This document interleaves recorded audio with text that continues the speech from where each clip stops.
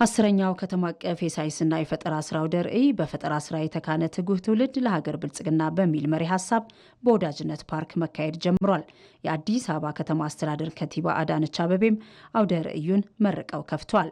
በመዲናዋ ለፈጠራና ለምርምር ስራ ምቹ ምህዳር እየተፈጠረ መሆኑን የተናገሩት ከንቲባዋ የተማሪዎችን የፈጠራ አቅም ለማጎልበት መምህራንና ትምህርት ቤቶች የተጠናከረ እገዛ እንዲያደርጉ አሳስበዋል። ወጣት ልጆችን፣ ህጻናት ልጆችን ማበረታታት ብዙ ፋይዳ አለው።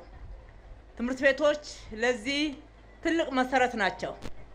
መምህራኖች ለዚህ ያላቸው አጋዥነትና ማበረታታት በእውነቱ እጅግ ትልቅ ድርሻን የሚይዝና የሚበረታታ ነው።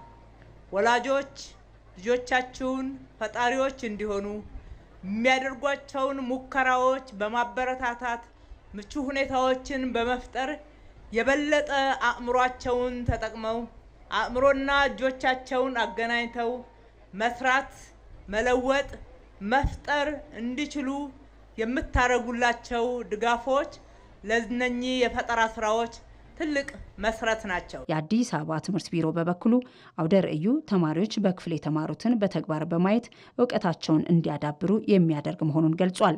በአውደ ርዕዩ 424 ተወዳዳሪዎች በ39 ዘርፎች በቡድንና በግል የፈጠራ ስራዎችን ማቅረባቸውንም ጠቅሷል። ትምህርት ፖሊሲያችን ተማሪዎች አካባቢያቸውን እንዲያውቁ እና እንዲያጤኑ፣ እንዲገነዘቡ፣ እንዲያመዛዝኑና እንዲገመግሙ፣ እንዲተነትኑና እንዲሁም ደግሞ የማድነቅ ችሎታቸውን ከፍ እንዲያደርጉ ይደነግጋል። ይህ አውደ ርዕይ ተማሪዎች በክፍል የተማሩትን ትምህርት በተግባር ለመግለጽ የፈጠራ ስራዎቻቸውን የሚያበረታታ ተሰጥኦና ተውህቦ ያላቸውን ተማሪዎችና መምህራኖች የፈጠራ ስራ ለእይታ ማቅረብ ምቹ ሁኔታን ይፈጥራል፣ ያበረታታል፣ ያግዛቸዋል። በአውደ ርዕዩ ላይ የፈጠራ ስራቸውን ያቀረቡት ተወዳዳሪዎችም የፈጠራ ስራ አውደ ርዕይ መካሄዱ በተግባር የተደገፈ የመማር ማስተማር ስራ ለማጠናከር ያስችላል ብለዋል። ትምህርቱ ለቀጣይ ትውልድ ምንድነው ጠቀሜታው? ኬሚስትሪ ተምሬ ምን አገኛለሁ፣ ነገ ምን መፍጠር እችላለሁ የሚለውን ነገር ተማሪዎችን ሞቲቬት ያደርጋል። ተማሪዎች ፍላጎታቸው ጨመረ ማለት ደግሞ ውጤታማ ይሆናሉ ማለት ነው። ጊዜያቸውን ትምህርት ላይ ያሳልፋሉ።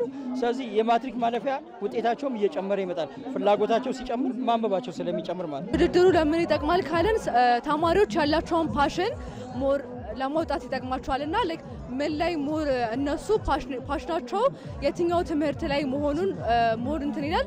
ሲቀጥል ደግሞ ሀገራችን ምን አይነት ዜጎች ማፍራት እንደምትችልና ምን አይነት ዜጎች እንዳፈራችን ማየት እንችላለን። አስረኛው ከተማ አቀፍ የሳይንስ የፈጠራ ስራ አውደ ርዕይ እስከ ሚያዝያ 18 ቀን ድረስ ይቆያል።